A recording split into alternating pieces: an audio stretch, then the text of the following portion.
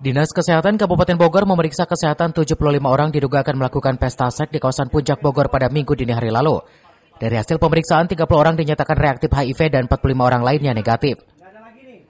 Kepala Dinas Kesehatan Kabupaten Bogor, Dr. Fusia Mediawati mengatakan pihaknya telah memeriksa kesehatan screening awal ke 75 orang tersebut dan beberapa orang dinyatakan reaktif HIV dan beberapa orang lainnya positif sifilis. Dari 75 orang yang terjaring pesta gay beberapa malam yang lalu ya, ada sudah kita lakukan screening awal untuk HIV dan sifilis.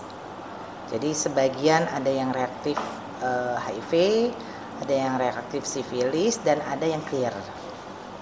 Totalnya semuanya terkena reaktif? Semuanya 75 orang itu yang reaktif itu ada 30 orang, yang non-reaktif itu ada 45 orang.